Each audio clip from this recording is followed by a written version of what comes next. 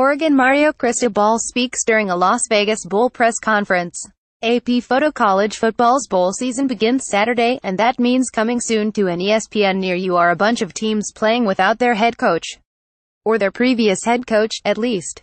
Sometimes a bowl game serves as mixer for the new head coach. The Las Vegas Bowl on Saturday features Oregon versus Boise State, and the Ducks will kick off the Mario Cristobal era. Cristobal was promoted to head coach after Willie Taggart fled after 1 year in Eugene, taking the Florida State job. Coaches preach team and unity and commitment, then can't even see a season through.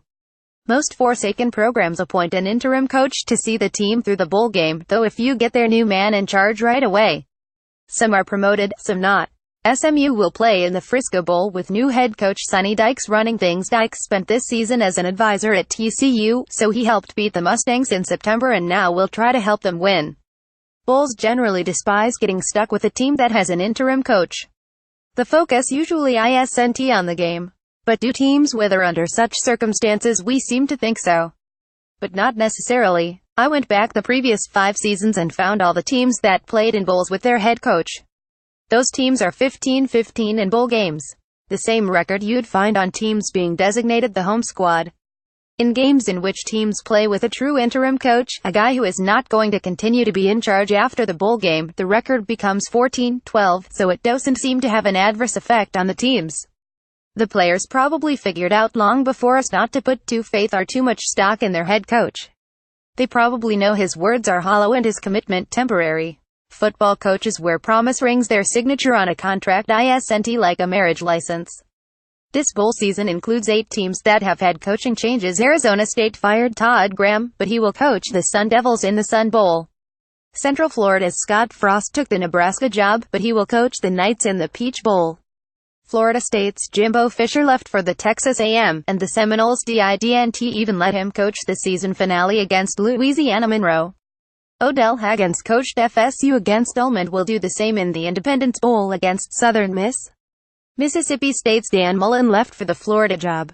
The Bulldogs hired Joe Moorhead, but Greg Knox will coach Mississippi State in the TaxSlayer Bowl against Louisville. Cristobal will coach Oregon on Saturday in the Las Vegas Bowl. SMU's Chad Morris resigned to take the Arkansas job. Dykes will lead the Mustangs in the Frisco Bowl against Louisiana Tech, one of his former employers. Texas A&M fired Kevin Sumlin and hired Fisher.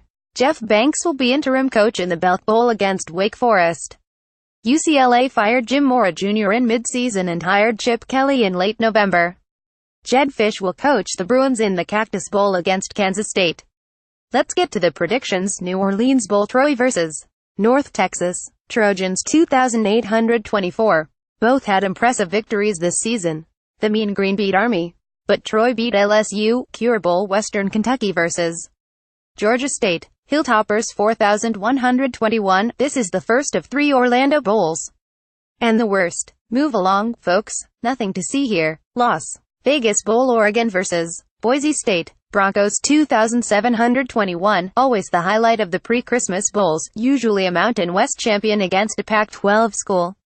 Camellia Bowl: Arkansas State versus Middle Tennessee. Red Wolves 5,234. Thing because of the Oklahoma connection, Arkansas State quarterback Justice Hansen is from Edmond, Santa Fe. Tailback Warren Wand is from Edmond Memorial.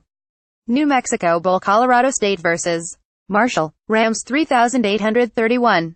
Long way from Huntington, West Virginia, to Albuquerque, New Mexico, 1,494 miles. Last week 73. Season 452,152.